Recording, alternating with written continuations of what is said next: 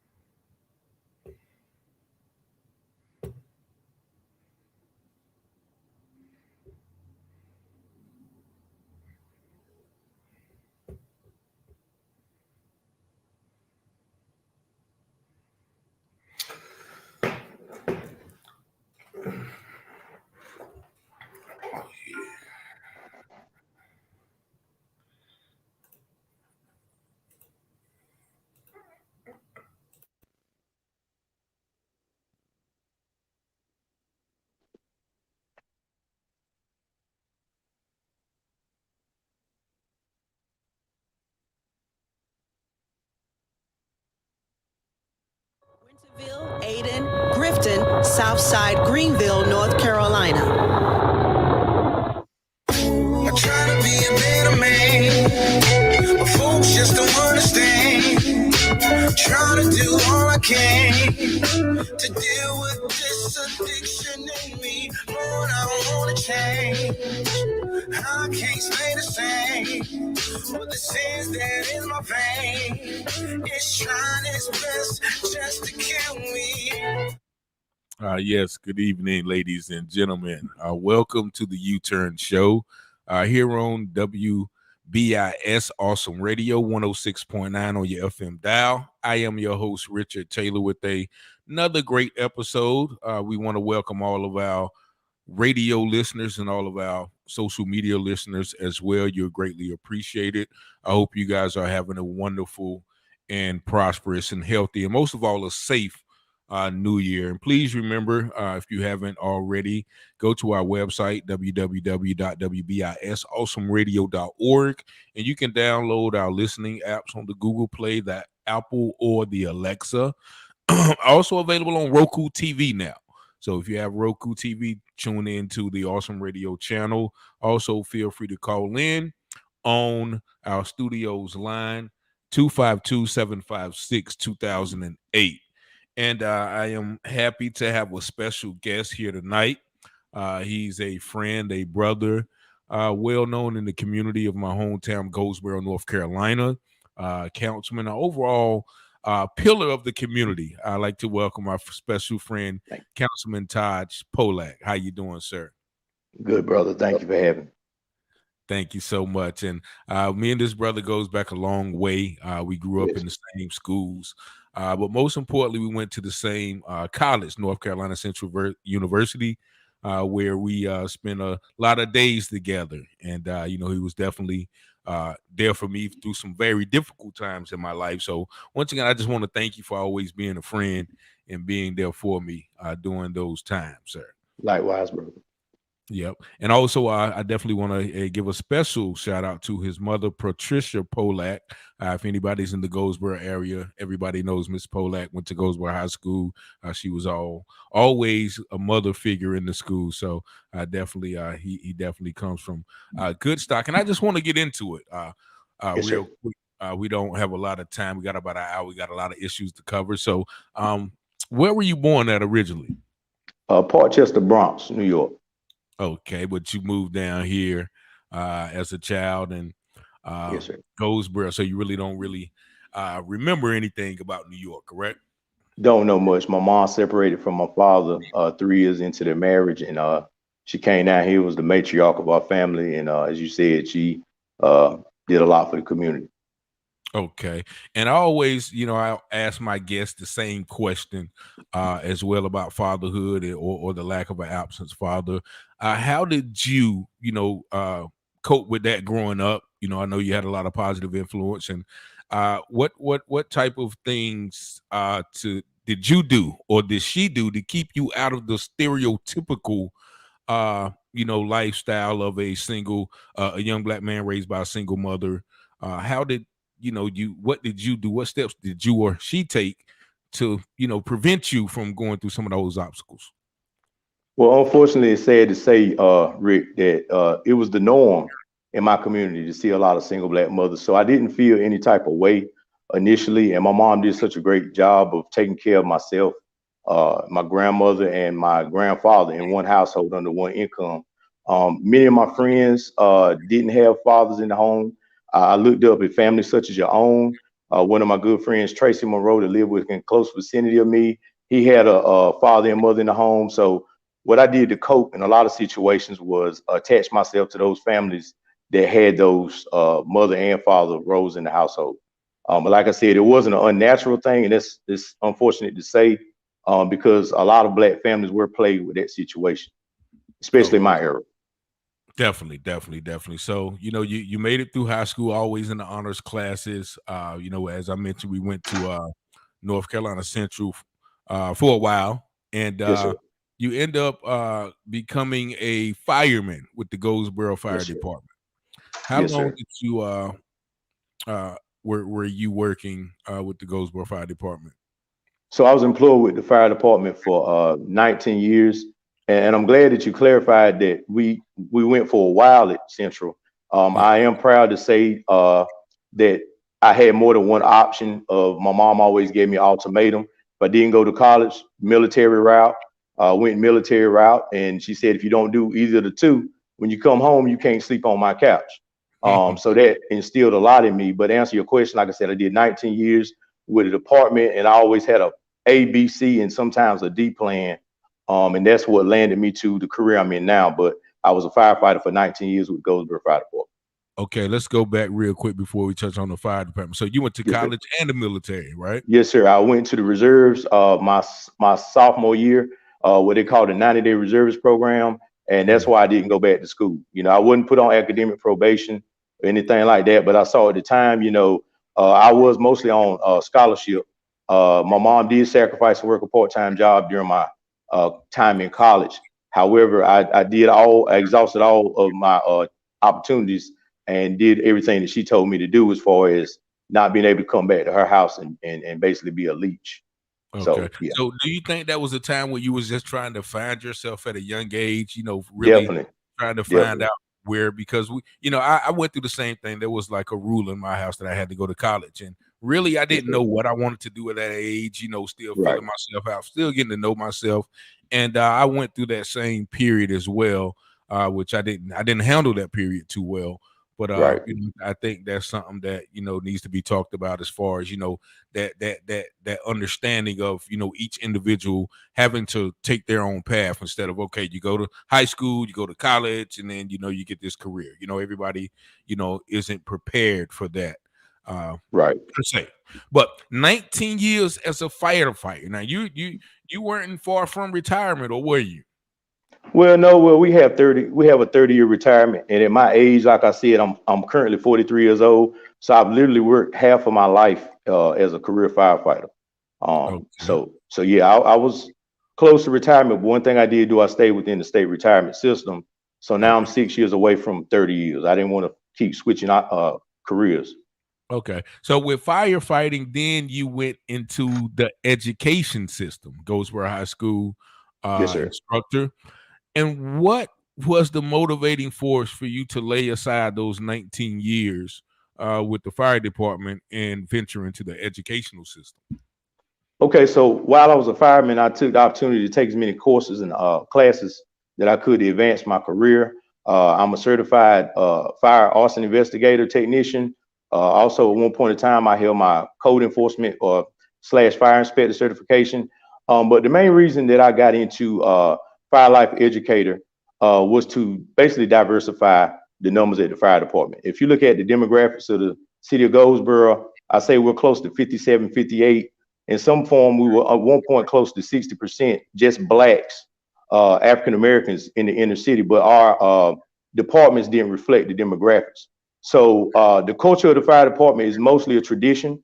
Most cases, the surrounding counties of Wayne are volunteer departments. Anything outside of the city is considered a volunteer department.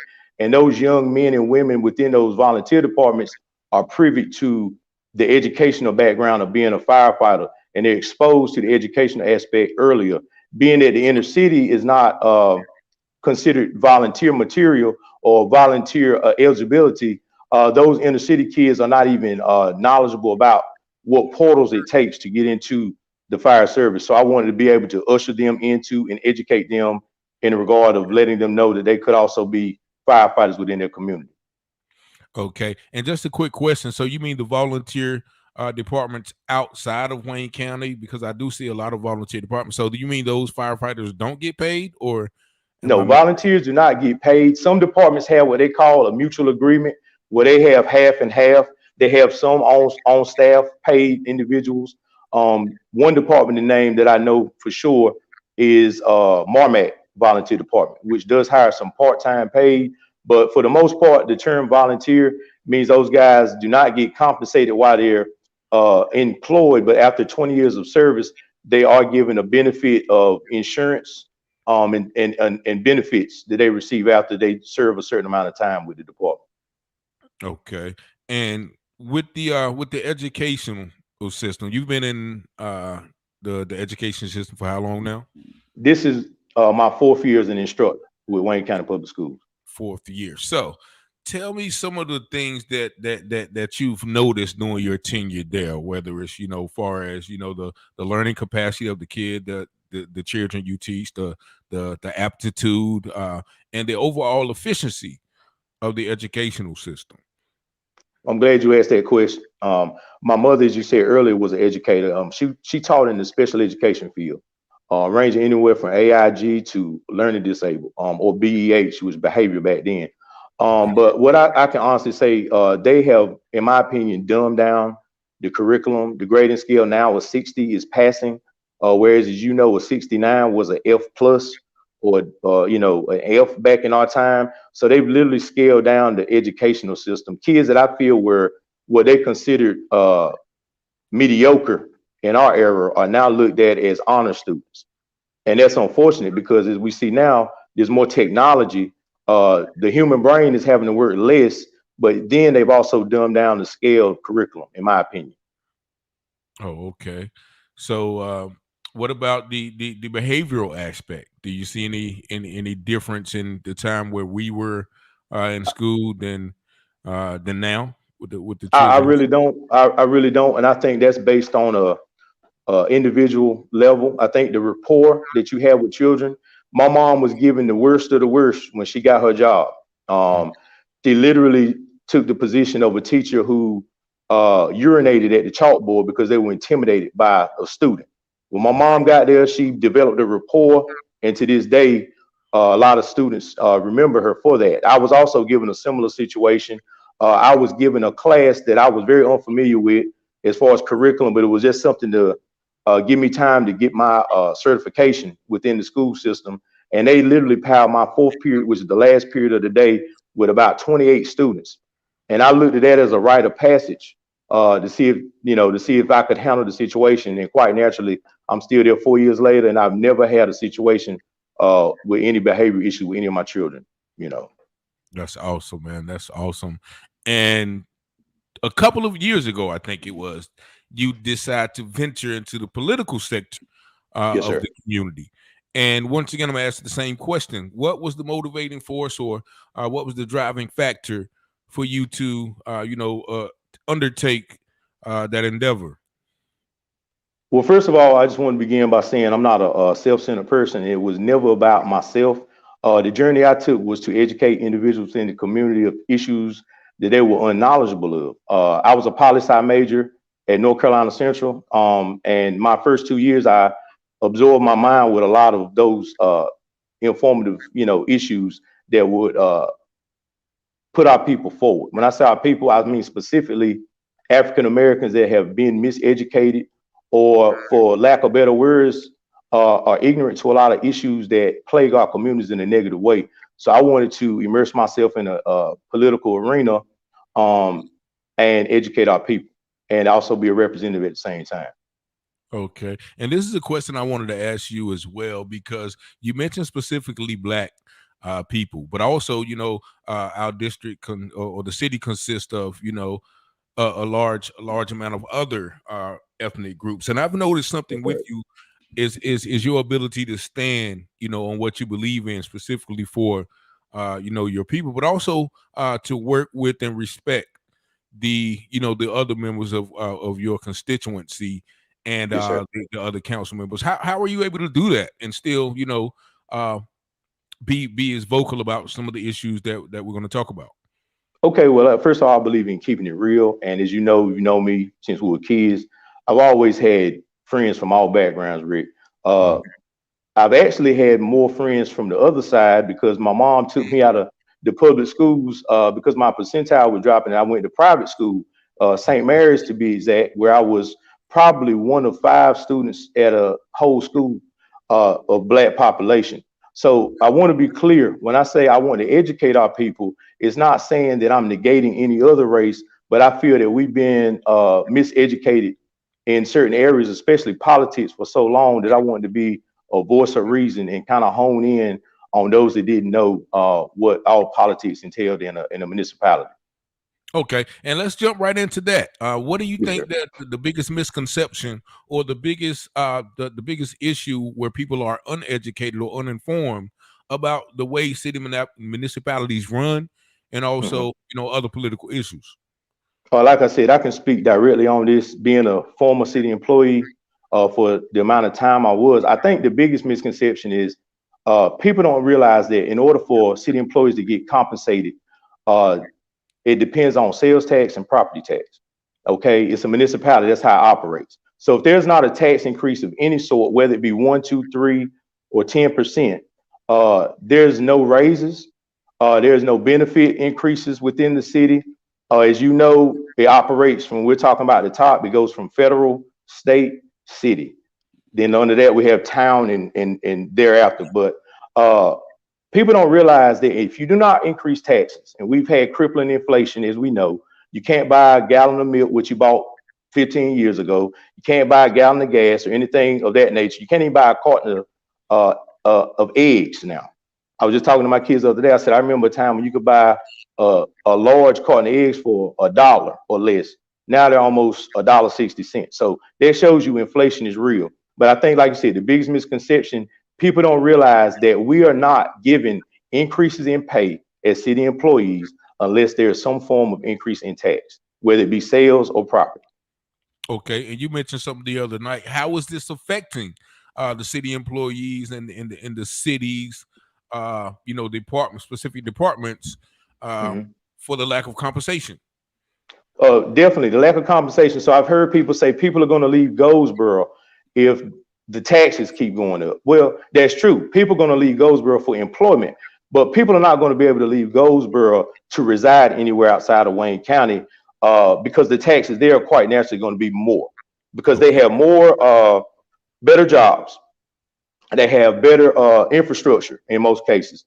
The situation with Goldsboro has come to a crippling stage because it's been neglected for so many years. Um, Many politicians, the elected officials, wanted to be reelected, therefore they didn't want to increase taxes. I'm also affected by any decision as a taxpayer, homeowner, as anyone else making decisions. I'm 43 years old, as I've said. I'm nowhere near Social Security age. I'm nowhere near getting a steady income if I were to lose my job. I've also taken in my granddaughter, and as you know, healthcare as well as childcare is very expensive. So Yes. these decisions that I make as a politician, or you want to call an elected official, also affect my household as well. So I don't want people to think that I'm insensitive. My mother's also a 72-year-old widow, has been on her own independent for the better part of her life since she's retired. She's been retired now close to, I want to say, 11 years. So I do think that we also have a fiduciary responsibility to be good stewards of how we spend money, how we operate the city. And we also need to realize that in order for our city to thrive, we all have to play our part. Okay. And so do you think people are leaving because of the lack in pay as well? For the increase?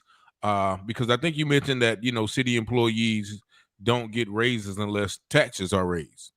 That's exactly right. We don't get raises. Money's not shifted unless there's for example, when I left, I was making $40,000. I was literally bringing home, and I was excited about bringing home after taxes almost $1,100 every 2 weeks.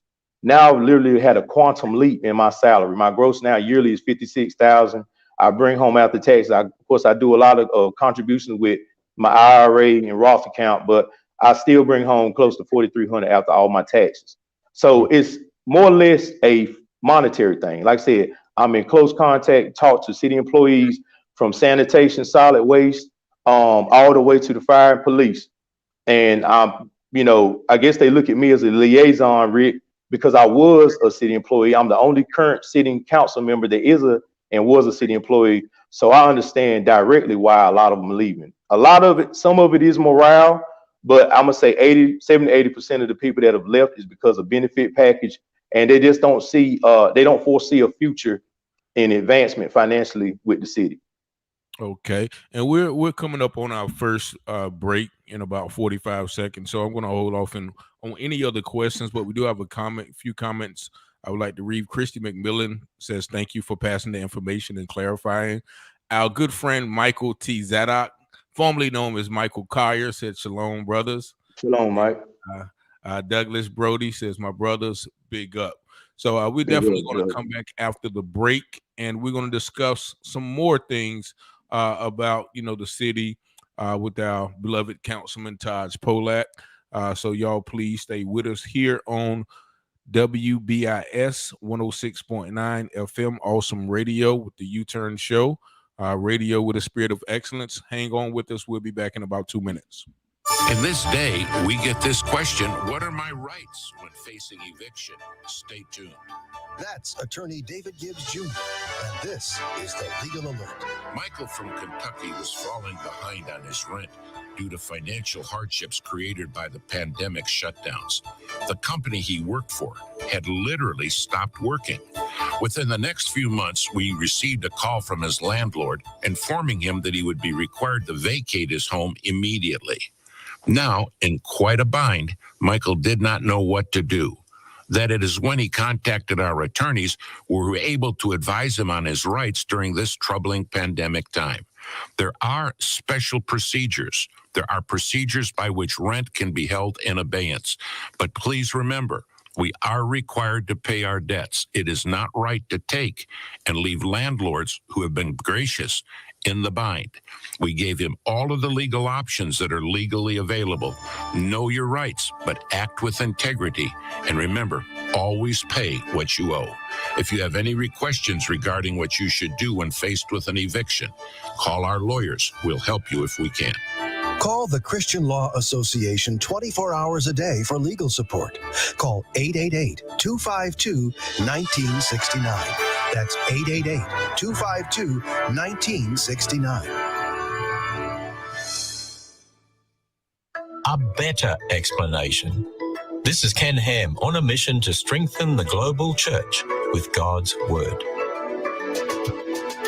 Yesterday we learned about folded rock layers in the Grand Canyon. Now, the evolutionary explanation for these folds just does not work. You see, evolutionists believe the rock layers were laid down slowly, then heat and pressure allowed them to bend without breaking. But brand new research shows the rocks showed no evidence of this.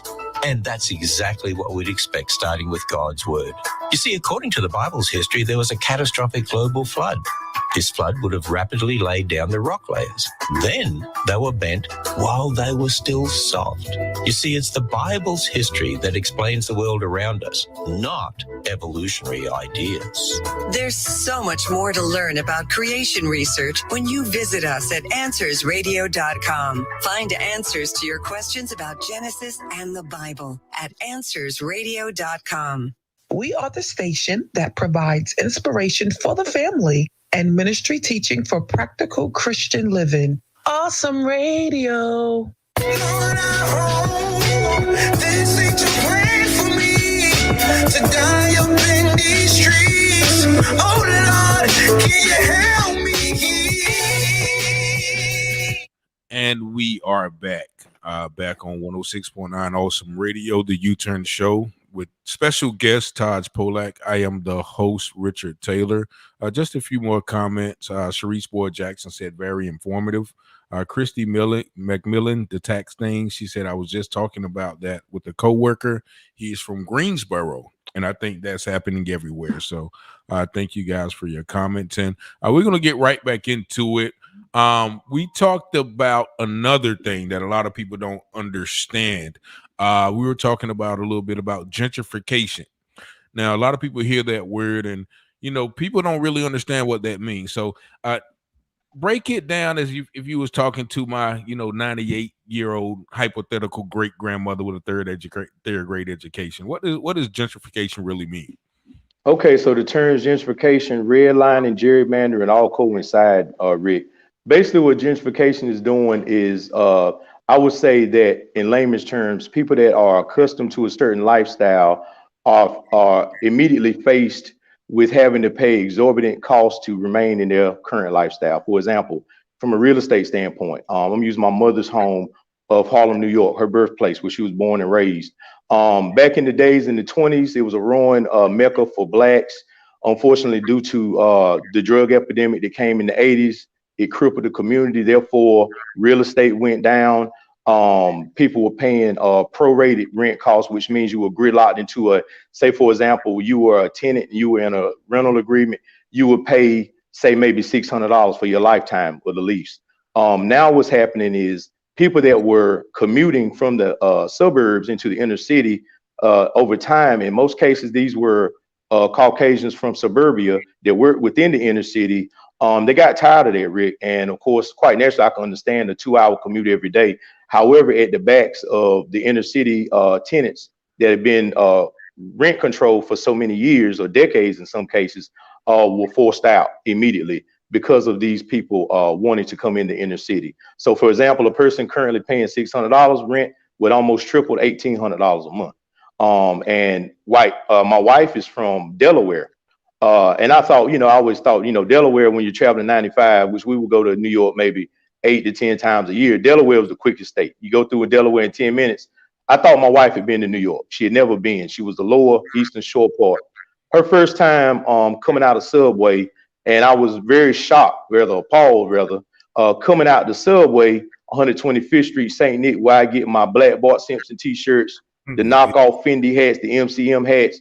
Now my wife is coming up the Subway, and we see nothing but white legs. And I was shocked. I'm like, where's our people? We're talking right across the street from the Apollo Theater.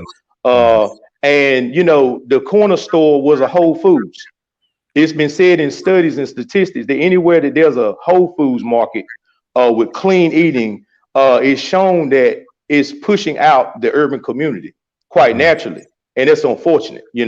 I live within close proximity of Piggly Wiggly, Ricky. Gentrification is showing that stores like Harris Teeter are encroaching our communities. It's spanning out, which I'm not saying anything negative about healthy eating. We need that in all communities. But when you see that situated within the heart of urban communities, all of a sudden there's a plan behind that.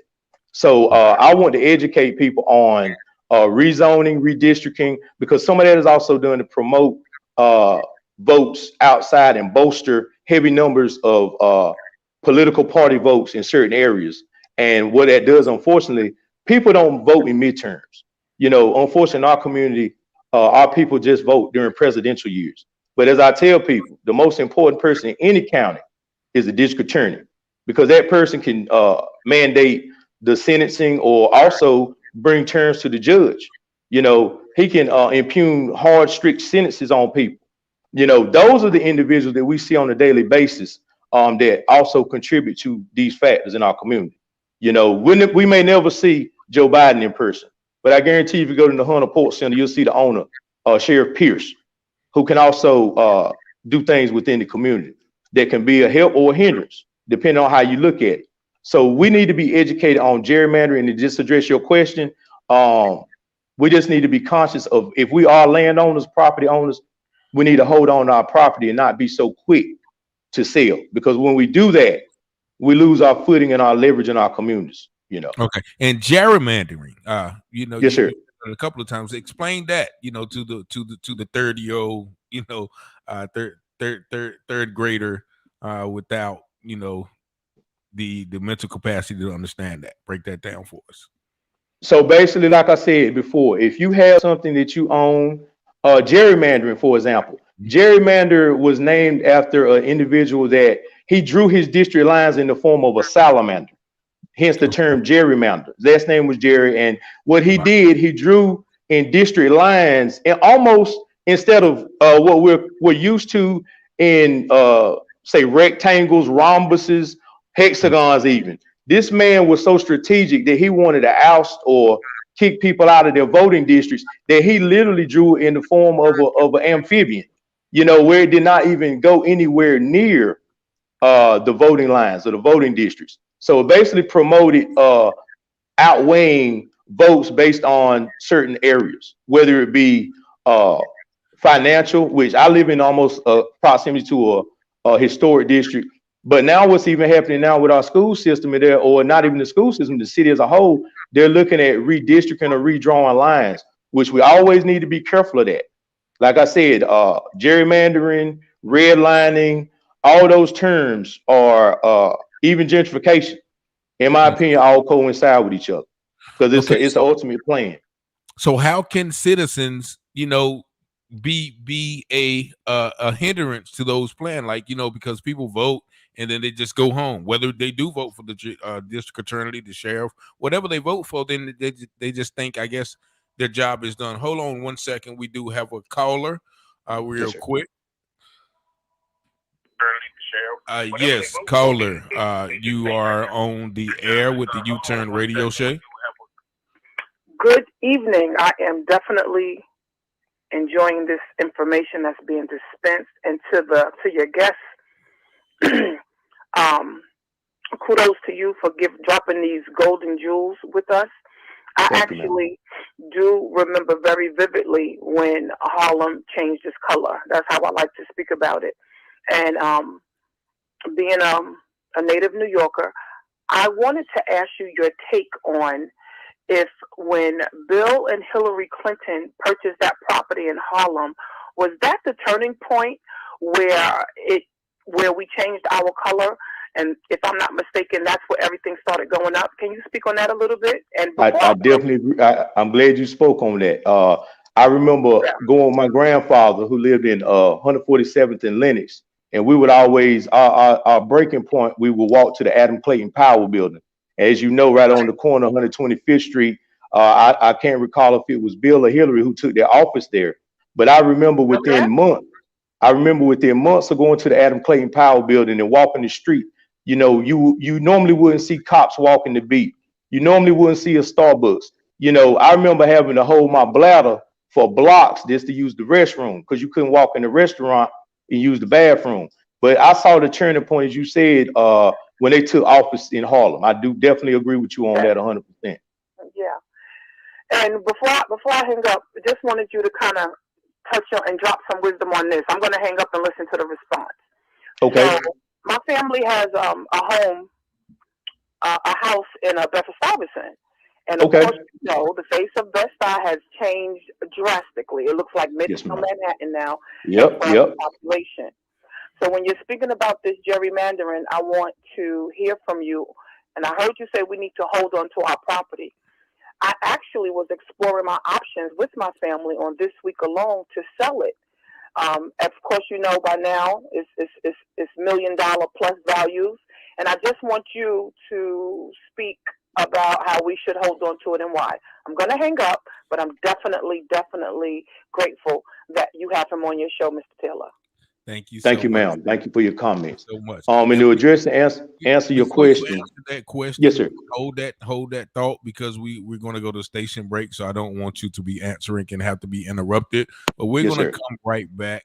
We're going to answer that question about the home and also what people can do to stop these political maneuvers, for lack of a better word, that are being done right, particularly under people's noses. So basically, stay with us here on the UTurn Show. I have a special guest. Be right back with you in a couple of minutes. Hollywood Live with Tanya Hart.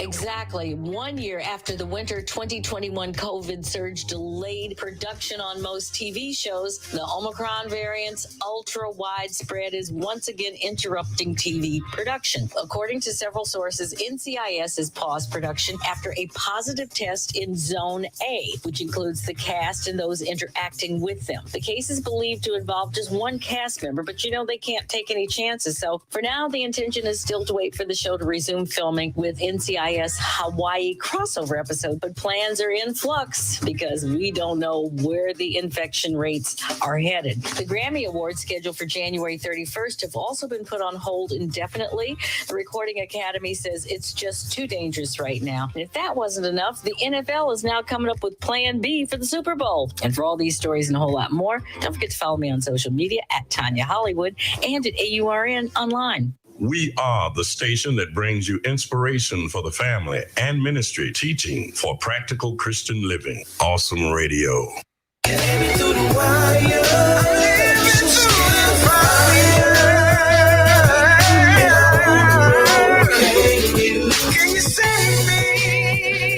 And yes, we are back once again with the UTurn Show. Special guest, Councilman Taj Polak. And before you answer those questions, because once again you have a great deal of knowledge on all of these subjects, just a few more comments. Rico McDowell says, "Thank you both for this knowledge. Our brother Tracy Monroe, who you mentioned earlier, always need to be careful of redistricting. Christy McMillan has, how can we stop them from pushing out the blacks? My father, Roger Taylor, two black men of God sharing profound knowledge. Thanks to Taj. Once again, Douglas Brody, talk to him. Taj, tell them all facts. Christy McMillan, they want to give us liquor stores and give the other people clean eating stores. Wow. Facts about Whole Foods. And Tracy Monroe laughed at the knockoff Fendi. But on a more serious note, as one of our members at the station here, she talked about, having the opportunity to sell that house at a exorbitant amount of profit. So I mean, I guess that's kind of hard to hold on to that property. How can you answer that question for her? Well, that's a great question. My wife and I, earlier in our years of marriage, we would always go back and forth about her wanting to move out of this district, wanting to be in the suburbs and a gated community, the white picket fence scenario. But like I told her, my main objective when I purchased this house, which I owned it 8 years before I got married, I wanted to be able to leave a legacy or an inheritance to the future generation. When we take a dollar in a lot of cases, and that's what's happening in our community, especially in the black community. You look at Webbtown, all of those businesses, anybody that lived in Webbtown in the 70s, late 60s, they did not have to leave that community to go anywhere. They had cleaners, they had restaurant, they had a gas station. Mr. Donnell had first black owned gas station, convenient mart. But now, unfortunately, all these businesses we look at now are run by Arabs. And that's in every city, all across the United States. They are known to inherit businesses that have already been established. And that being on the backs of people selling their property, moving out of state. And unfortunately, those that have acquired a lot of property, move out of state, they don't have a sense of community anymore. They moved on, they've sold their property, and as long as they're getting their rent, and that unfortunately kills our communities as well. But to address the question the young lady asked about my opinion on the property, hold on to it, sister. That's what's happening across the world, and that's why gentrification is able to exist, because we are being bought out of our communities. The price they sell it or you are given for that property might quadruple after it's sold within a couple of years. Right now, we're going through an issue in Wayne County, Goldsboro to be exact, in a community where I guess the average tenant is probably in their retirement age, but they're selling properties at a value of almost $300,000 in a community where the comparable houses are not at even 120. And so what that is doing, it promotes pushing us out of our communities. If I can just elaborate real quick, the neighborhood my grandmother lived in, which was at that time called School Street, over that way where Little Washington is now. If you notice, the houses in Little Washington are single structured properties. They're not like your regular government housing that is in a duplex or apartment format. Those were intended to be ownership, but they didn't sell and they didn't do the way they felt like they should have done. So it went to the federal government by form of HUD, and that's how it got turned over to the federal government by a housing authority. But prior to that, that was a thriving community of blacks. I also look at District 4, which is our Councilwoman Matthews district, which is 90% black. And my great grandfather built a lot of those houses. That's a great community. That is one of the few communities you see within the city that has not been allowed to be forced out. It's mostly what you see around most downtown centers. And anything I can do to ensure that those people that are currently in those locations retain their homes rather than feel like they're being forced out of their homes. Okay. And once again, you're listening to 106.9 FM Awesome Radio, WBISLP. Special guest Taj Polak. And what can people do? As I mentioned before, we had the caller. People, once again vote, and then they go home and as I think the Romans used to say, rest on their laurels. So what can people do when they, what power do they have to change these things and voice their displeasure with being forced out or being gentrified or gerrymandered, all of those terms you use? How can the everyday layman person or taxpaying citizen combat these agendas? Well, Rick, first of all, I want to again salute you. First of all, it's going to take educational forms such as this. I'm sorry. Take educational forms such as this, and your platform is opening up the eyes and ears of a lot of people.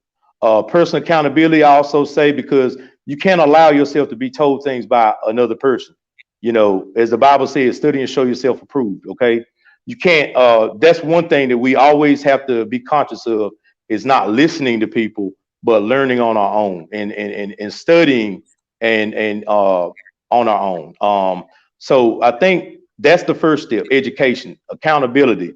And also with that, you need to act on what you've learned. You can't be complacent. You can't just sit and wait for things to happen. You have to be aggressive in the preservation of our future. Okay. And I'm going to ask this question because I think I asked Commissioner Foster when he was on the show as well. I was in the Eastern Wayne district, and I think the councilman there, what's his name? Bill? That's going to be Gene Aycock. Well, depending on what side, it could be Aycock or Broadway. I was in Central Heights, and Okay. Gene Aycock, and we talked about it, and he said something very eye-opening to me. He said, I understand what's happening in District 1 and in District 3, but he said, my constituents are over here in this district, so I have to vote or look out for their interests. And it dawned on me like, wow, he's right. He's not facing those interests, those issues that are in District 1 or 3 or 4. So it just gave me an eye opening when you have those different issues that come up. Some may benefit one area, but because it doesn't benefit his area, he may be more inclined to vote against it, or vice versa, vote for something that is detrimental to District 1 or 3. How do you think that's the right way to look at it, or should he be willing to sacrifice the well-being of his district for another district? Well, as a council member, I don't just feel like I'm a district representative for my district. I'm a district representative for the entire city. Okay. We represent the entire city. We come to votes whether it be unanimous, biased votes, split votes, however you want to look at it. We represent the entire community. We hire the city manager. He represents the entire city. So we can't just be focused on one district. Part of my district is very a thriving community. However, I have probably, I would say, the most impoverished district within the city. I have 5 housing projects alone within my district. Could I say that I'm not going to vote for their needs? No. Even though they don't contribute to property tax, I still have to look out for their welfare. As a matter of fact, I'm a very big proponent of helping the homeless community. They also are human beings within this city. Even though they don't contribute sales tax in many cases, property tax, we have to look out for all people. And not only do we have homeless people in District 3, we have them in District 1, 2, 4, and 5, and 6. So we can't just have a tunnel vision of if it contradicts the plight of our district, because to be a matter of fact, that is probably the most recently annexed district within the city. So prior to that district being even in existence, that district was not even within the city limits. So we can't just and if you look at it, that district is mostly comprised of subdivisions. So they don't, like you said, they don't face the same issues that my district faces. High rental property instead of ownership, high poverty. But we can change that, and we're gonna have to work collectively to make sure that everyone has the same rights and privileges within the city. Okay. And also it's plagued me since I moved back, a couple of years ago. I can ride down, Elm Street and, on the corner of Elm and Slocum and, back there on Devereaux and some of the Webtown area, as you mentioned. And I see a lot of buildings that have been closed down and been sitting there for years. Now, just recently, I think if you're familiar with the Soul Bowl, there's a building across the street from the Soul Bowl, and I see people working on that now. They're building something with it. And I'm happy for that, because those buildings have just been sitting in there. They sort of hold some type of historical value. So what is it? Is that a part of the gentrification, or why are those buildings just sitting there? And honestly, they become eyesores, because you can ride up and down the street, you see houses boarded up, you see those old buildings boarded up, and you're like, it looks distressed. It gives the feeling of depression. It gives the people a feeling of non-value. So why is that allowed to keep going like that? Like, are they owned by people who don't want to sell the property? Is they're hard to find the ownership of those properties, or are they just condemned and the city refuses to do anything about them? Well, I'm gonna begin by saying rest in peace to Mr. Calvin Hodgin. He was an individual that owned Landmark Realty within this city. He almost owned over 200 properties within the city of Goldsboro. He was elderly in age, his mind, he didn't have the best faculties of his mind, but he owned a lot of properties. And in some cases, when you have so many properties, you can't take care of them. Unfortunately, as I told the lady from Bed-Stuy about, thinking about selling her property, a lot of people in the South that moved north or vice versa, moved further south, sold or rented out their properties. Many of those properties went over to Section 8.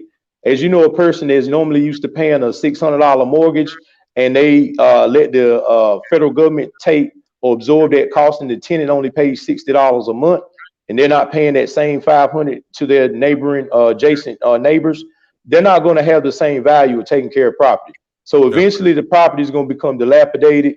The sense in ownership in some of those communities, like I said, I have probably about a 40% rental rate in my district alone.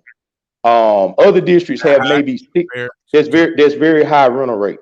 A lot of other districts have about a 70% ownership rate. So when you weigh those scales and you have more ownership in some areas where people take more pride in their property versus a person that is renting, that's not their property, that's like you buying a pair of $250 Jordans after working a job and sacrificing to buy those shoes, versus me giving you those shoes to ball in, and you're going to diff them down and scuff them up playing on the court. You're not going to have the same value. And I hate to use that analogy, but I use that frequently with my students, because sometimes they prioritize things in a different way when they own it versus when someone allows them to borrow. And that's what I think we're seeing in those areas. People have sold their properties. Slum lords are just making a quick flip. And in honesty, it's actually cheaper to own than it is to rent. Because if you look at it down the road, when you're renting, you're paying somebody else's bill. You're not paying for your future. You're paying somebody else's bill. And that's what's happening in our district. Is we see a lot of that opportunists that are doing the bare minimum just to put a roof and a raiment over somebody's head. They're giving them substandard property. And a lot of people do this on the backs of saying they're trying to help their community, when in actuality, as you said, you've seen it from an aesthetic standpoint. Not only is it aesthetically unpleasing, but those people are living in substandard living conditions for an exorbitant amount of money. Mm-hmm. And I have a great question by one of our classmates, Shanetta Grantham. She says, what about those areas of Little Washington and John Street, which is considered flood property? Should they sell those and get to higher ground in the same area in order to keep the community aspect? And I can vouch for it, because I know a lot of those flood properties, like right there on the corner of John and Olivia or Wayne, there's some apartments that have flooded, and I guess they have been empty since the flood. I don't know if they what are the plans on those flood areas and those flood properties, and what should people do, with those properties? Well, unfortunately, if you look at, like I said, I do a lot of research and look at statistics. If you look at most states and most cities and most counties and towns around the United States, most Black communities are put in a low topography areas, which means they're closer to rivers. If you look at Princeville, North Carolina, for example, it was built by the Tar River. It was literally built in a swamp. Anytime it rained over 10 minutes, that whole community was flooded out. So they literally had their homes look like beachfront property on stilts. By law and by city ordinance, some of those areas in John Street, once they're sold, they can't be resold. So they have to be demolished. My aunt, my wife's aunt, which lives in Little Washington area, and like I said, that area was flooded out. My great grandmother owned a property in that area, as I was saying earlier, and the house that she sold a home, and they built more housing there. At that time, they didn't have the ordinances in place, but now you're prohibited to build in those areas unless you have your house built, say maybe 6-10 feet off the ground, and that's what we see in some of those areas where they're rebuilding. But I personally would recommend not rebuilding in those areas, because you're not going to be able to get the same insurance as far as flood insurance, because it's deemed in a floodplain. And as we see the floods and the zones get worse, there was a presentation done yesterday by Representative Bell at the council meeting that we had last night, where they're going to actually mitigate those areas. And by that, I mean they're going to make sure that they're infrastructurally sound in removing water. But I wouldn't personally advise erecting a structure in those areas because the rivers are going to continue to rise. The waters are not going to recede like they used to, due to poor infrastructure, due to lack of drainage that we're facing with the city. Okay, and with that, I know that was a major issue a few months back or a while back with the drainage and the infrastructure with, I think, was the pipelines and things like that. Yes, sir. Was that issue ever rectified? Did y'all ever? No, sir. What's going on basically, and I was against the aggressive rate increase of 17.5%. And then my thing is, anytime a person seeks a job, when they what they should do is their research before they take a job. So to act oblivious to the fact of not realizing the issues this city was faced with 4 years ago when our engineering director left, a lot of people are not realizing these department heads are leaving because, excuse my French, the stuff is finally hitting the fan. And once people are held accountable of negligence, they tend to flee. And that's what's happening. This city has negated fixing infrastructure for decades. We have some situation where we have equipment within the city from a infrastructure standpoint that have been ignored for close to 20 years. This isn't a new issue.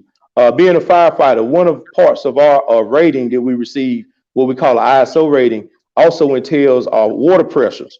We would have a perfect score with our water pressure and our ISO rating had it not been for some of the pipes in Goldsboro made out of terracotta, which is still flower pots are made out of. Some of the pipes in the city of Goldsboro even found of wood. We can't continue to kick the can down the road. As I said, nobody wants to pay increased taxes. I sure don't.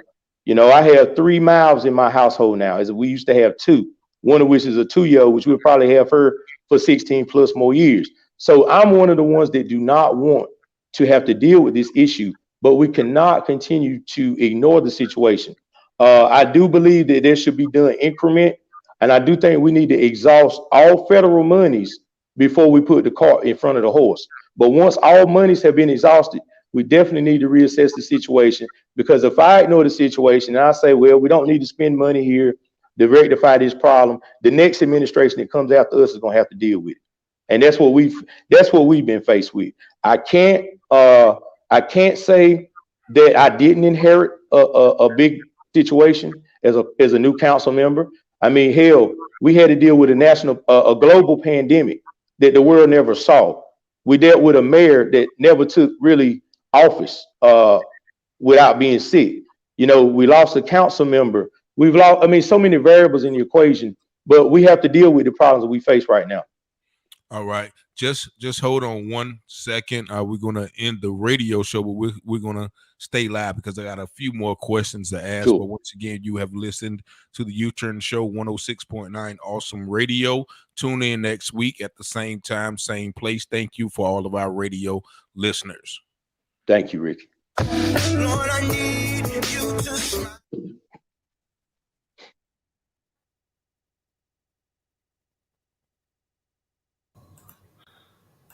So, can you hear me? Yes, sir. Okay, so what is the end result if that problem is not handled, considering the water, the pipes and everything? What is the end result? Okay, so the end result is unsafe drinking water. If, for example, we were blessed to not have a bad hurricane season, but part of the infrastructure includes what they refer to as like a suck pump, okay, where it basically the water from the river in some cases needs to be pumped out, or like say, for example, Princeville, North Carolina, the waters that were flooding the cities, there was pumps used to pump water out of the, you know, where it wouldn't affect housing and stuff. We have pumps that are in need of repair. We have a pump station in Goldsboro. As you know, Goldsboro, just to give a little history, Center Street literally at one point in time was the axis of the center of Goldsboro, hence the name Center Street. Walnut Street divided the grid of north and south.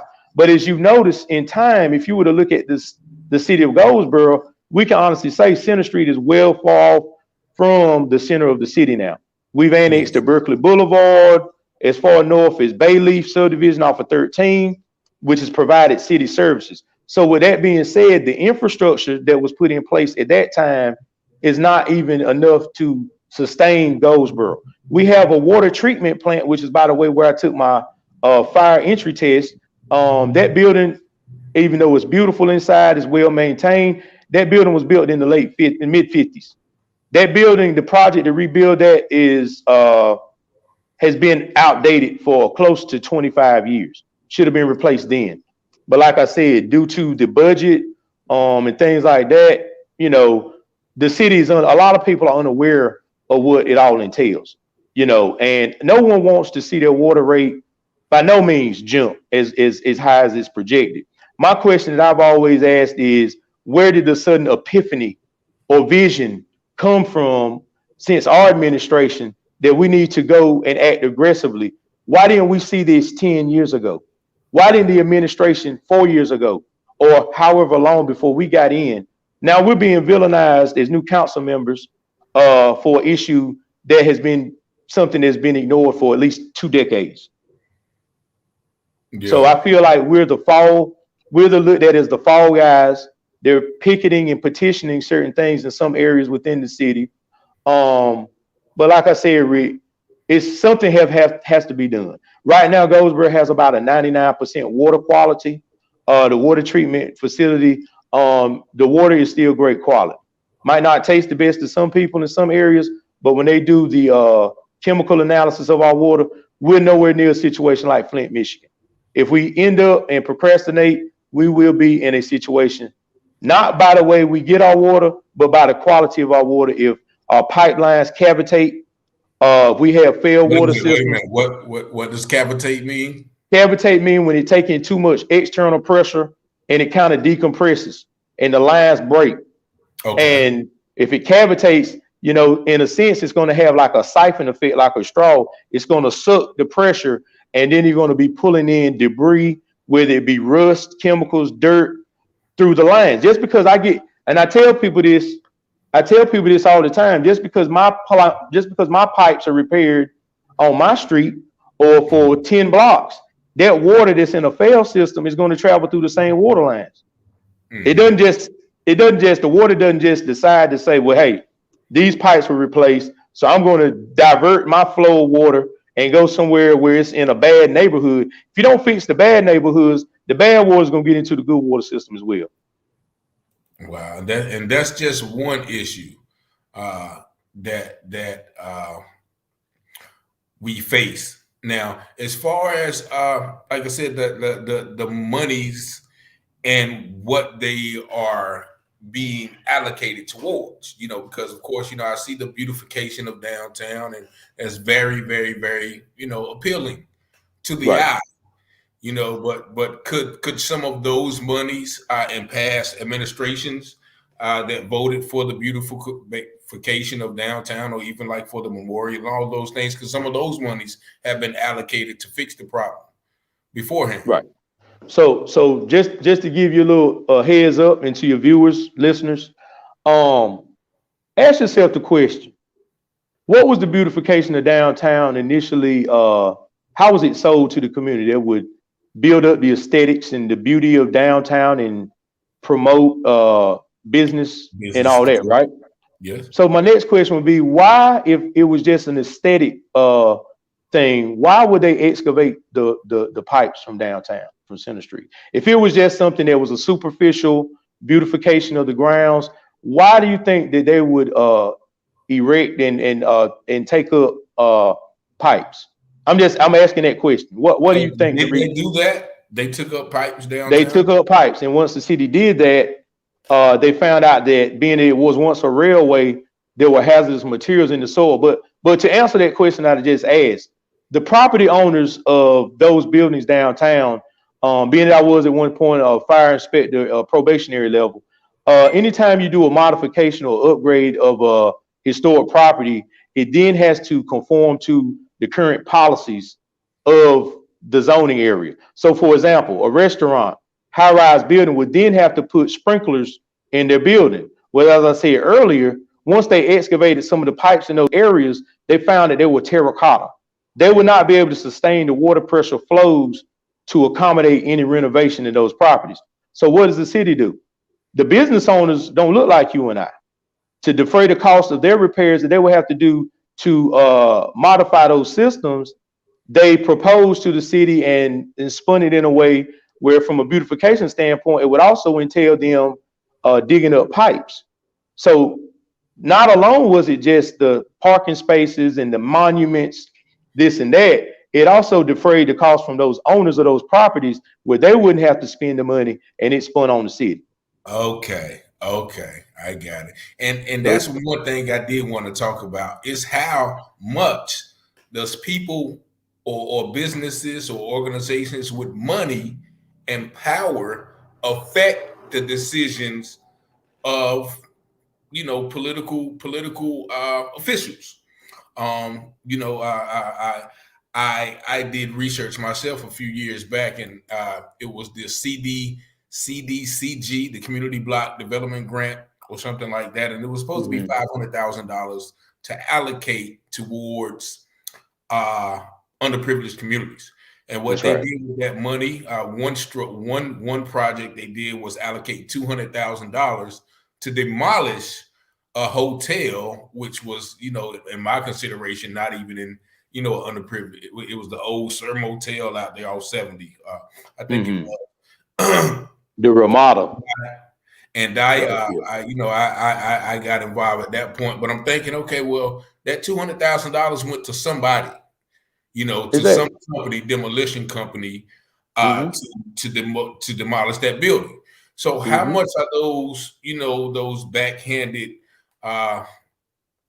for less of a better word, deals or understandings affect, like, does that happen often? Like just the main question, how much does business interfere, or the opportunity for lucrative business connections, or looking out for your partner, your business partner with this kind of business, how much does that filter in to the decision making process? Well, it happens too often. It happens too often. And unfortunately, a lot of people are unaware that what you're referring to, a lot of those, let me see, how can I say this? A lot of those developers and a lot of those contracts are supposed to be based on the demographics as well. So a lot of those contracts and bids are supposed to go to minority groups, most importantly, African Americans. And that's part of the way that some of these clauses are written up, so that these people do get employment in these areas. And like you said, a lot of money was earmarked, or, for example, the new W.A. Foster Center, because there's so many loopholes that can be worded in certain ways, as we know, because it is a location that can house or people in the event of a disaster. They I guess enveloped it in with a way that they could spend money and build that to pay off a debt. Yes, it is a accommodation, but it wasn't utilized in the way it should have been during past floods or past disasters. But it was justified in the spending because of that umbrella that it falls under. And like I said, education is key. We have people like Dr. Kriegs and Mr. Carl Martins in the community that do statistics, Mr. Charles Wright as well, that are analysts and do the stats on a lot of this and bring knowledge to this. And many times it goes on deaf ears what they bring to the table, but they do have legitimate concerns. And those issues, unfortunately, have not been listened to, and I'm not saying haven't been listened to, but haven't been acted upon in as far as way money should be allocated in the city. Okay, and you mentioned once again, I meant to ask this earlier, but you mentioned homelessness. Now, yes, sir. I do, and I just found this out, because I've seen this happen in Virginia, in Norfolk, and other places. Like, actually, people are there's a settlement right off of I think Royal Street in the woods where people have. I've been there.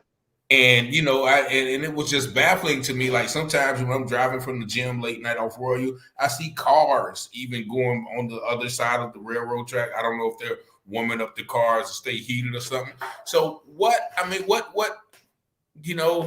can be done about that? I mean, I don't know the reason particular people are homeless, or is their own being, or just falling on hard times. But it seems that we should be able to do something as a city to take those people out of those woods. I see people going back and feeding them, churches and everything. Everybody knows where they are, but are we going to continue to just let them stay there? And, not trying to run them out of, but like, what can we do to help them, pretty much? Well, as I said earlier, there's a lot of variables, as you know, mental health being one of them. Some people in Goldsboro have money and choose to live that way due to mental health issues. I've seen that. Drug abuse, addiction, all ties in to mental health. Depression, which I battle, and I'm not ashamed to say, depression is a form of mental health. In some cases, could lead people to make decisions that put them in those environments. But to address and answer your question, I've been in those communities. I've seen that, and it's sad. There's children, and that's what hurts me most. They didn't ask to come into these situations. There's 3-year-olds, 4-year-olds in tents, and due to the fact that the foliage is thinning out in the winter months, we can see deeper in the woods without having to get off Royal Avenue. In the summer, it's more dense. You can't see, but it's more in the summertime. Quite naturally, in the wintertime, people are trying to find an indoor structure. Therefore, they're squatting in houses. I have a house within about 2 blocks of me that people I see needles in the yard, where people are shooting up, squatting in homes. But to answer your question, I'm working with a man right now, Mr. Thomas Rice, who has actually been dealing with this situation for close to 2 decades. He's been trying to reach out, but the momentum is finally taking place now. He's had a segment or two on WRAL He has a proposal of a small tiny home community, which will have a house over 40 single units, anywhere ranging from 3 to 900 square feet, depending on the size of the house. He's basically focusing on primarily military veterans because they served our country, and they're the last people that should be in those situations. Next will be women, victims of domestic violence, and people of that nature, and children, of course. He also has a plan in place where sexual predators will not be able to be in that area, but they also, some are homeless as well. So he has a plan of action, and it sounds like a pretty good community. They'll actually have a medical facility on the, and they'll have job training, also have educational. He has partnerships with different with departments, so agencies within the Department of Social Services. He's received over $500,000 in donations toward a project that's going to probably cost around $4 million. But if anything I see to be done within my latter 2 years of my term, I definitely want to see something done by way of real estate, and also that entails somewhere for the homeless as well. Okay, and you mentioned once again a subject I have to dive into. You mentioned depression. Mm-hmm. And, you know, as you know, Black or African American men, you know, we know we face a lot of adversities that some may not, but also it's not seen as a sign of a strength, you know, to say that, you know, you are weak or you're not feeling at your best, or you may be down or downtrodden. How important is it, you know, for you know, men, especially, you know, us men, to admit that and seek help? And have you done so as well? Well, I think in contrary, I think the strongest part of a man is to identify what your weaknesses are. You know, a lot of times we ignore the issues that we need to come in contact with face to face. And I think that my biggest moment in my life was being able to talk to somebody that I didn't know, to decompress and deal with stress. I deal with it daily, you know, and quite naturally, being in the political arena, you're not going to satisfy everybody.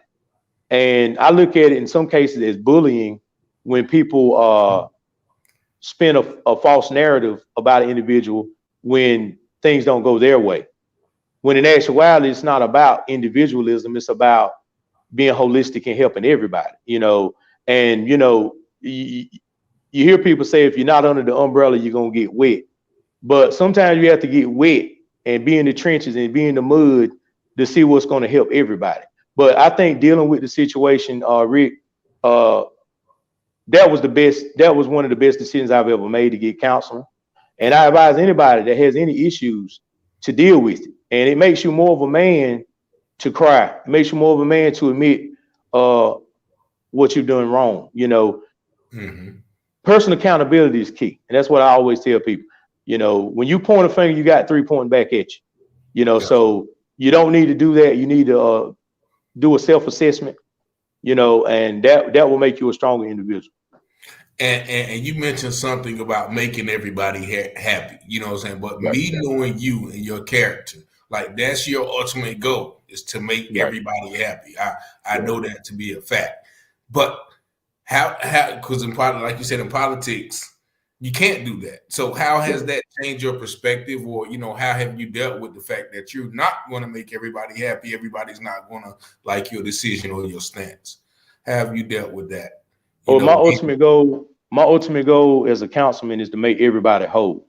As we know, we have the haves and the have-nots, Rick. Every society is going to have that.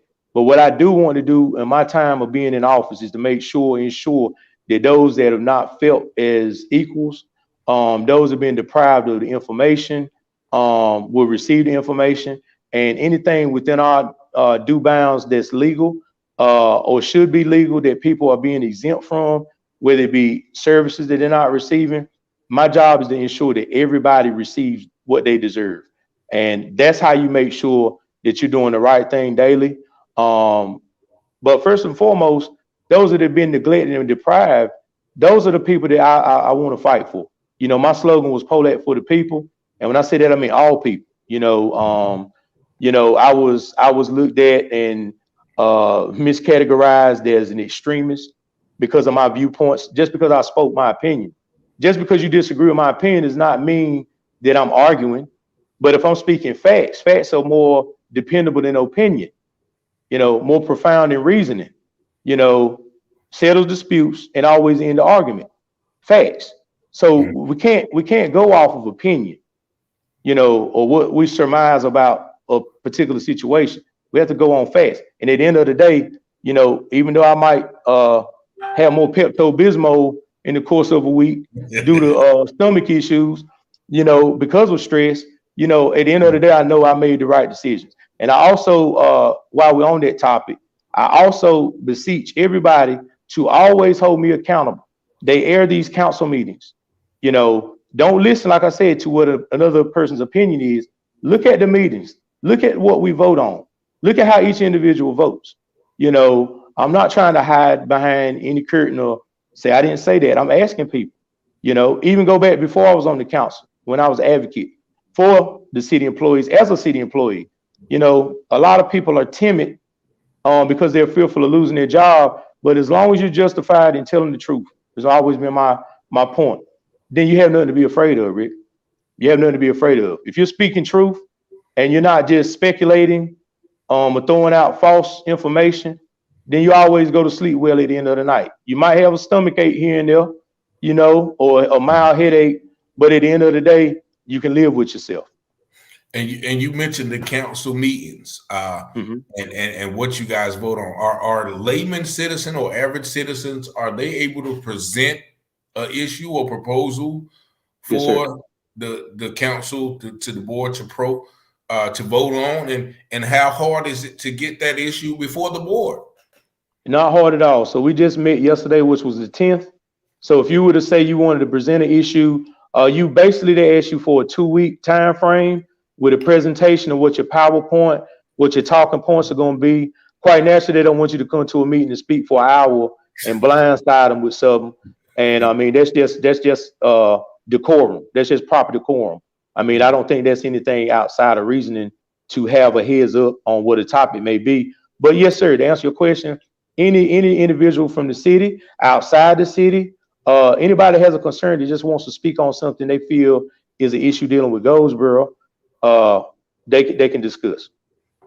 Now, would that issue be voted on directly, or would it be, considered and then voted on at a later date? Well, it may be something that's not even voted on at all. The council will just entertain whatever your talking point is as a taxpayer. Like I said, you don't even have to come from the city. They've had people come from outside the city that have spoken during presentations. So it's not necessarily something that you speak on that's going to automatically be voted on. Matter of fact, in my next meeting, I'm going to bring up the fact of Juneteenth being a paid holiday for city employees. It has been recognized and a resolution has been done. But as we know, just giving us a resolution without compensation, it doesn't do anything but just put another plaque on the wall. It needs to be looked at. And like I said, I will have to make myself as a council member a request to elaborate on that. Now I could just add it to the agenda the night of the meeting to amend the agenda, have it added. But something of that magnitude, of that importance, needs to be something that's done with preparation and not just thrown out, in my opinion, at the last minute. So I myself have to even have an issue reviewed that I want to talk about. Okay, and my sister Anita Griswold Hamilton says she loved your transparency. I guess that's about the depression and the question I have to bring up, because you mentioned Juneteenth, and yes, Juneteenth is the holiday where certain parts of America, certain slaves finally found out that they were free. Now, yes, being from the South and being from a place or a region where racism and slavery and prejudice has been prevalent, throughout history. How are you able to stand strong and fight and challenge those sometimes belief or even ordinance or even laws that are still designed to hold blacks back. And just case in point, I think one day we were talking and you were telling me about the deed on the house that you bought. If I'm not mistaken, correct me if I'm wrong. You said, back, 2 or 3 owners ago, or when it was built, or when the deed was passed down, that the owner specified in the deed that he didn't want the house sold to a black person. Was that right? It wasn't the owner; it was the actual law of the land. And just to expound on what you're saying, these issues are systemic. And it's factual. I can speak on it firsthand. As you said, I bought my house in 2003. I wanted to do the provenance of my home, see who owned it prior to myself, do a little history research. The house was built in 1927. So in doing so, I went to the Register of Deeds. They let me go into the archives and I pulled the information. The man down the street from me, Mr. Peacock, he told me specifically his family owned a lot of these lots and these homes, but he did not know specifically who owned mine. So that made me want to research deeper into it. And my findings, I found that I'm the 4th owner of this house since it was built.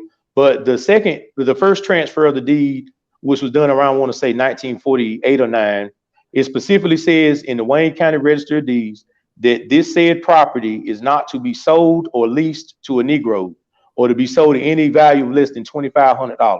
That was what the deed said in 1949. So quite naturally, people say, pull yourself up by your bootstraps. Slavery is over. Those days are behind us.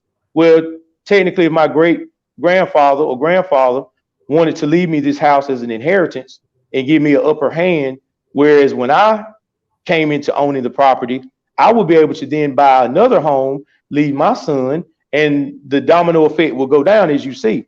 But due to the fact that this particular property, by law, the laws of Wayne County prohibited anybody black, being my grandfather, black man, would not be able to buy this property. It kind of set a cycle, whereas, we were kind of behind the 8 ball. And when I say systemic, I say it in this sense. Anybody that's familiar with NASCAR, you have cars running around a round track. Well, to say that we're free, or to say we're free, because in some forms, I do still think that, there are certain obstacles that we face that we're not equal to our counterpart. But to say that we're free, just say we're on the same racetrack, Rick. You're driving a 2023, 2022 Ferrari versus me in a 1912 Model T Ford. We're on the same track, but due to the advancements that those individuals have, we're passed so many times. We're being lapped. And that's a fact. I mean, even in education, we see the curriculum has been so diluted that children to this day don't know that Mansa Musa is the richest and still the richest man that's ever existed in the world. They don't realize this man was from Mali. When they teach world history, when they talk about African existence in society, it starts post-slavery. They don't talk about the empires and dynasties that were in Africa, and that's what I say when I go back. It's personal accountability. People study what they want to study, but they don't want to look at the whole picture. And personal accountability is first and foremost key. You have to hold yourself accountable to what you value as priority. Because if you allow somebody to tell you something about how to live your life, you're going to live in their shadow for the rest of your existence.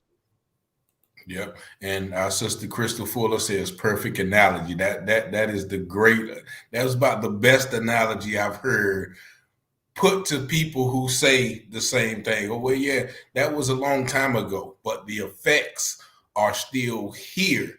And just to give you another example, I was staying in an apartment complex in Virginia Beach about 2014. And it was an apartment complex, about 100 apartments at $1,000 a piece. And I was about 30, 36. And then the owner of it was 36. When I went and rented it, he said, well, yeah, man, my grandfather built these. And, he's gotten older and, he doesn't want to take care of them. So what he did was gave them to me. Now, at this 36-year-old white guy, he was making 100. He had 100 houses for $1,000 a rent. And that was $100,000 a month. Where somebody had left him, his grandfather who had left him, but at the same time, like you mentioned, at the same time his grandfather was building these apartments, my grandfather couldn't even buy rent these apartments and things like that. So people don't got to understand the level of influence that those times still have today. And of course, we are successful, like yourself and many others who have once again pulled themselves up by the bootstrap, because you didn't get left, an apartment complex or a house. Not to my knowledge, but a lot of my peers are first generation, that's right. First generation business owners, first generation things that we are finally finding out. But once again, our businesses and our knowledge is so far behind that, there's no catching up, but we can start from now in educating our future generations and leaving, like you said, a legacy be towards or for those that come behind us. So I just wanted to reiterate that. And the educational system, because you mentioned something that I've always felt, because we were both considered smart in school, but the things we learned, like Mark Twain was the greatest author, Louis Pasteur was the greatest scientist. We learned about Pythagorean's theorem and Darwin's law. All of these people were people who did not look like us. And it comes to a point when a person becomes of age, he wants to find out more about himself. I didn't want to read about the Great Gatsby or Tom Sawyer and things like that. So that was a point in my life where I decided, okay, there's more to this. I don't want to. I'm not going to. I want to find out more, the true history, and that's when I started to read about the great empires of Songhai and Mali and Kush and all of those. And I began to wonder, why didn't they teach us that in school? Why don't you think they teach those things in school? Is it because of the afraid of empowering people? I think it was Malcolm X who said, you can't expect the oppressors to teach your children or give them power enough to take back, or cease from being oppressed. Right. Would you say that that's an issue? And how do you implement those things in the current, educational system, if at all possible? Well, as you know, there already suppression of truth also hinders knowledge. Like I said, why would a person who considers themselves your master give you the knowledge to make you be their master one day? And like I said, if you notice now in society, that's why there's such an awakening. I don't call it woke. People say they're woke. I've been awake all my life. Some people just now have channeled into certain streams of knowledge that they weren't privy to before. But there again, personal accountability. I'm not going to allow someone to give me a stream of knowledge and then I feel empowered all of a sudden. You still have to armor yourself and prepare yourself with things and discern truth, right and wrong. Because sometimes your mind can become so intoxicated with knowledge or surge of knowledge that you can't unpackage that knowledge. I often look at my daily routine. I come home, I watch different streams of knowledge. I watch different shows, watch Sonetta TV, which has an outlet for free thinkers that have debates, whether it be from Hebrew Israelite ideology, Muslim, Christian. He gives a platform such as yourself where you have different speakers come on and express. But I also look at that and I say, sometimes, you need to look at what the author of confusion is. Because if people can say something ever so slight and be put on Facebook jail for something that I feel personally is not that big of an issue. But yet they allow these different streams of speakers or different ideologies, especially in the Black community, to debate, which allows some people to be misinformed in some areas. But I can be honest with you, man. I've listened to a lot of those guys and their knowledge is so, they're so on top of what they're saying, man. It's so enlightening. And it being so because we've never been exposed to that. But you still have to be able to discern and unpackage what is beneficial to your life and what is going to benefit your community. Because we can stand on the street arguing and debating all day, but if we're not bettering our communities, what are we doing, man? You know, the facts need to be given. That's true. But meanwhile, we're standing arguing in front of a store that an Arab is running that we can't even work in. Yeah. Or a black person can't work the register in. And like I tell people, even within our communities financially, our money doesn't stay in our communities more than 16 hours. In some neighborhoods, communities, 6 hours. But in other communities, it stays in for days, weeks at a time. You know, and see these things, all these issues need to be addressed at the same time. We can't pick and choose what arguments we make. You know, sometimes we get hung up on religion, but in some cases, and I agree with some people, in some cases, the religious ideology they feel has not prospered us. They feel has held us back because our oppressors in some cases were feeding us a religion that we feel held us back. But it's not the way that they gave it to us. It's the way that we show our knowledge and understanding. Mm-hmm. Yeah. But when you allow somebody to give you what their knowledge, what they think your knowledge should be, then you're doing a disservice to yourself because you're allowing another person to program your mind. Yeah, and it all goes back to interpretation. Right.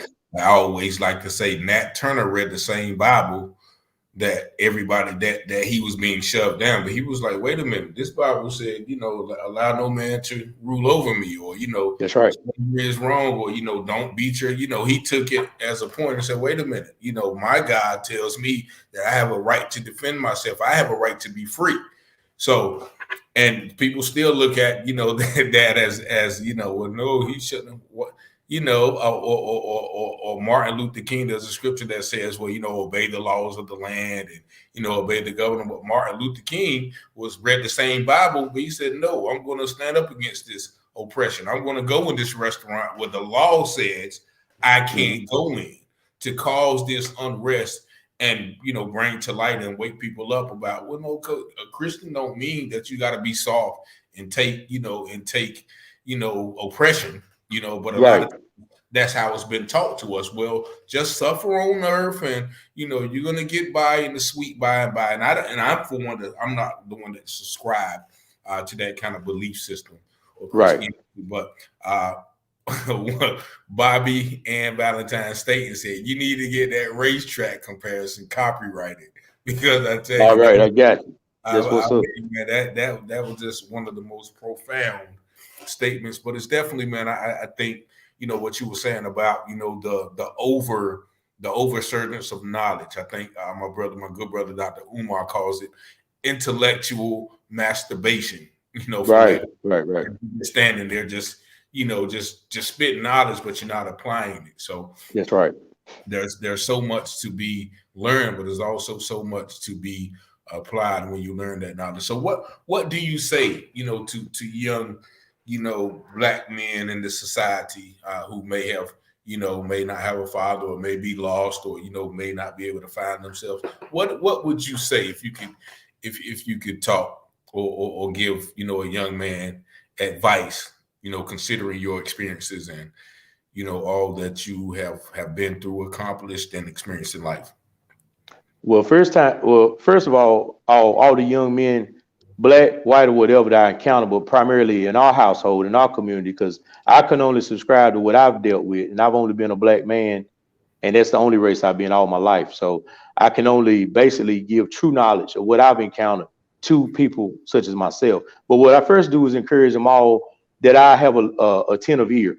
I know a lot of times coming up, man, just to be able to speak to people. You know, I looked up at your father, man, as a postal service person. Me and our classmate Crystal Jacobs also father in that field.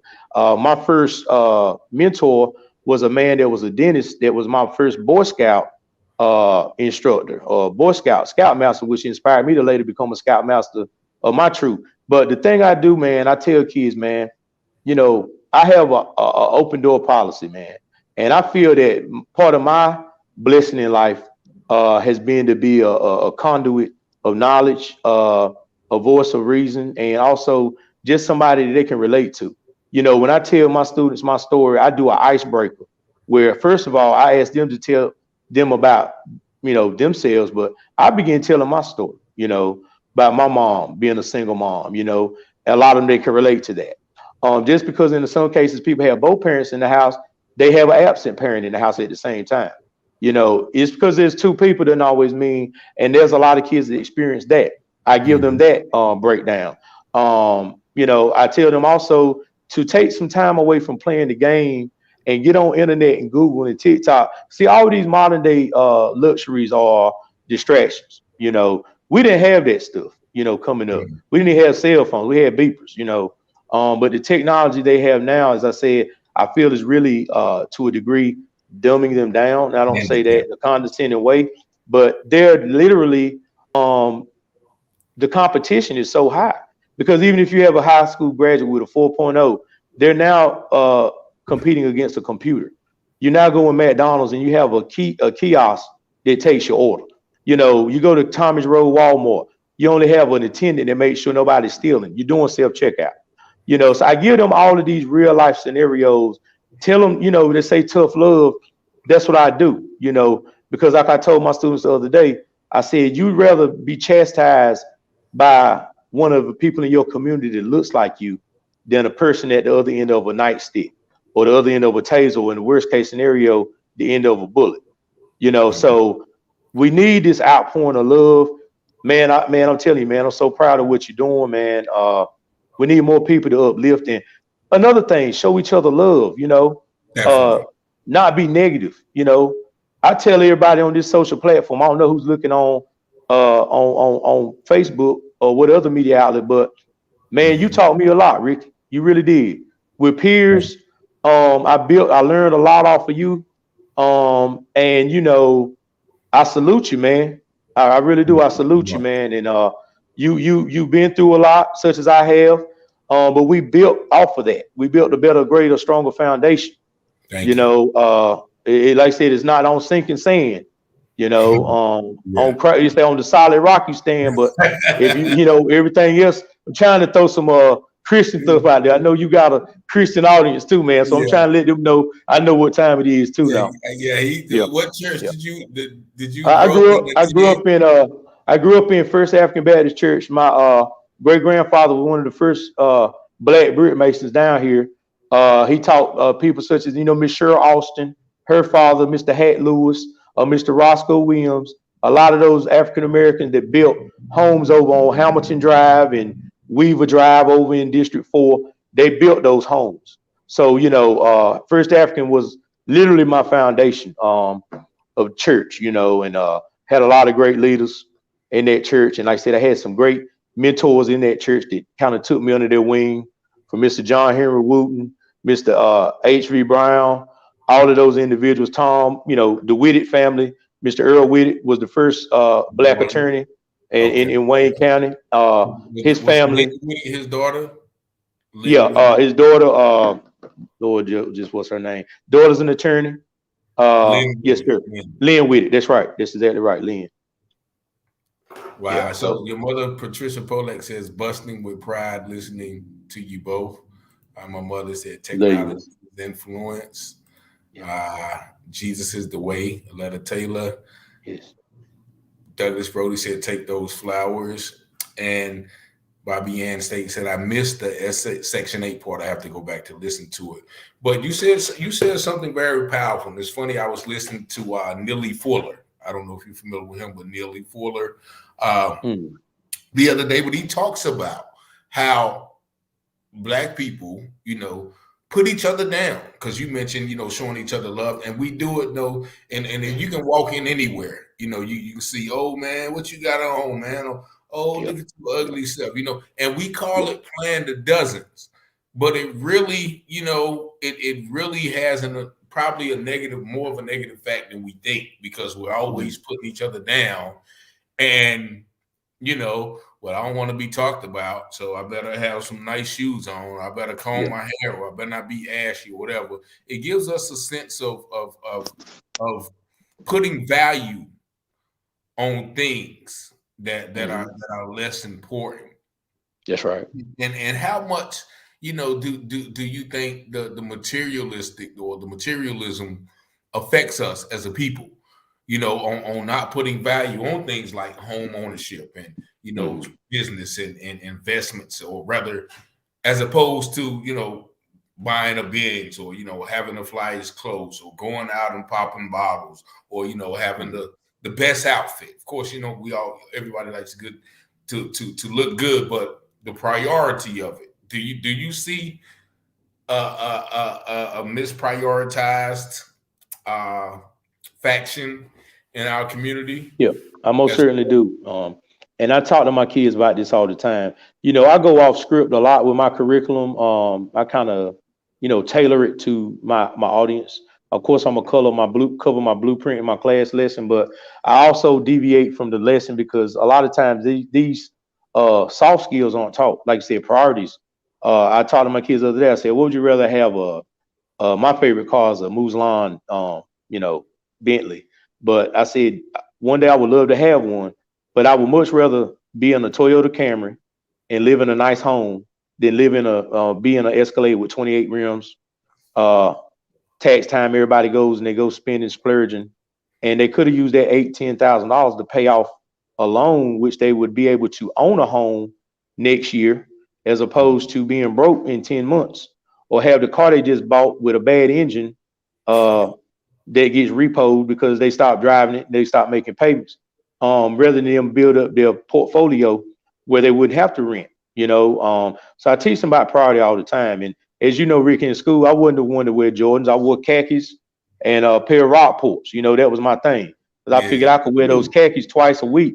Maybe switch up a couple shirts and keep my pants creased up. Still look fly, but I was just on a different level. My priorities. And I attribute a lot of that to Joe Mo Jones and Marcel. That's how they dress, and that taught me something, be different, be different. And at that time I was starting to work, and the pottery was a new thing, Carolina pottery. Everybody was getting Polo and Tommy, man. I was going to the Bugle Boy. I wasn't wearing Ralph Lauren Polo, but I was wearing Ralph Lauren chaps. But priorities, man. But I appreciate it. But priority is definitely a key. Yeah, man, and we can go on and on that. I know you got to get up for school early in the morning. Ain't no sweat, man. I can sit here with y'all all night, brother. It's always good to talk to you. Definitely, man, definitely. But it's definitely a pleasure. Also, you are a member of the Brotherhood as well. A lot of people don't know what the Masons really do or who they are. If you could expound a little bit about, the Masonic Lodge and their role in the community, if you could.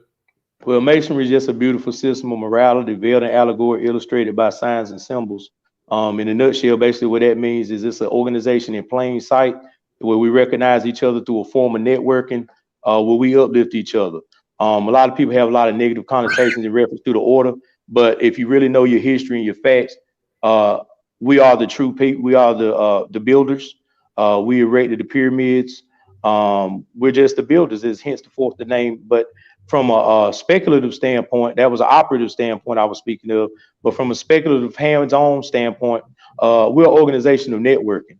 I hear people speak negatively about Masonry, but they subscribe to sororities and fraternities.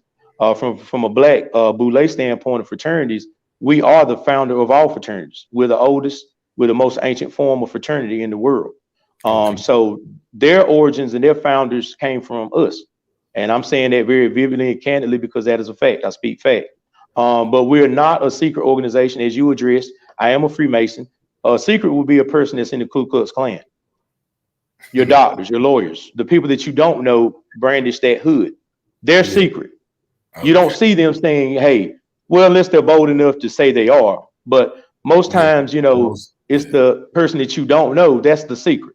My affiliation. Many Masons wear rings. Many wear apparel that shows their affiliation. Me personally, my vehicle, I don't have my old vehicles. I did, but I don't feel it's necessary to show that. I think that my actions epitomize my character through that organization. Mm-hmm. And I guess Bobby Valentine Staten says, "Hi, brother." I guess Eastern Star, maybe. Eastern Star. Brody said chaps were tough. I had a few. Yes, sir. That's what's up. That's what's up. Hamilton said, good talk. Douglas Brody said, Rockports and leather coats was the move. That's it. Say so, Bobby and Felicia Mitchell. You are both a great inspiration. God bless you both in abundance. God bless you, sister. Our brother Elder Donald Hamilton enjoyed the discussion. Taj is good with his words. I'm telling you, he's impeccable. Can't trick him up for nothing. He got. Now, man. I wasn't even in danger of tricking him up, but man, I just thank you, man, for just sharing your knowledge, man, and just being so transparent with the show, man. Thank you for taking the time out to explain to a lot of people, man. I learned so much, just by listening to you, even in our, regular talks. Yes, sir. So I want to thank you. Is there anything else that you want to leave with the audience before we go? I just want to say, man, I appreciate everyone for listening. I just want everybody, like I said, be conscious of what's going on. The biggest thing that I did coming into the political arena was thinking I could save the world. You learn a lot once you're in these seats in these offices, but always hold me accountable. I've heard threats of you won't win another election, but where God put me, nobody can take that away. This was ordained by God. I don't think it was a mistake. Everything happens for a reason, and I will continue to fight for the betterment of everybody in this community. And I just want to say again, Richard, I want to call you Dr. Taylor, man. You definitely show the caliber of what that title holds. I see nowadays it's almost like people are buying degrees, but your wealth of knowledge shows that it doesn't necessarily have to have a piece of paper on the wall to show your wealth of knowledge, and I applaud you 100%, my brother. I remember the days of walking on the yard and you could stay up all night, not even open the book and get a B at the lowest on the test. Whereas others had to show and apply more pressure. And I never forgot those days, man. And I value all of that, and I always look at you as a friend, man. And I appreciate the platform that you were presented for people from all backgrounds to come on the show. And I love to come back. I love to come back, and we can talk about other stuff next time. But man, I wanted to come and represent tonight for you, man. Thank you so much, man. We appreciate you, man. We appreciate all of our listeners. Thank y'all for tuning in and watching throughout the whole show. Ms. Taylor, Ms. Mitchell, Mr. McDowell, Dr. Hamilton, Ms. Mitchell, Ms. Staten, Brother Brody, Ms. Griswold, Ms. Polak, Crystal Fuller, Tracy Monroe, Shanetta, Sharice. There's so many people to name. McMillan, Chrissy, Roger, Michael. Just thank you all, man. Thank you all for tuning in. And be with us next week. I have a special guest from Maryland, Mr. Rodney Grimes from the People to People podcast. So definitely, I just want to thank y'all again. Thank you, brother. We're going to talk soon, and I appreciate everything you do. Keep your head up. Keep your keep your drive, keep your vision, keep your self-knowledge, and anything I can do to help as well. Last thing though, Taj, that was you're the first person I saw with that name. Do you know what that name means? It means crown, prince. It's a Hindi name. The Taj Mahal, of course, was a tomb, but it means crown, prince. Yeah, definitely. And I know you know. I don't know why I asked, but I had to look it up because I knew it was. I was saying, but you definitely wearing that crown, man. You wearing that name with honor and integrity, man. So once again, I just want to pray for God's blessings upon you and your family, your granddaughter, your finances, your health, your profession, your role in politics, bro. Definitely anything I can do to help, man. You got my number, and once again, just thank you. Thank you for so much. Likewise, brother. Thank you. Thank you. All right, I'll talk to you in a few, bro. All right, peace, bro. All right. Thank you all again for watching.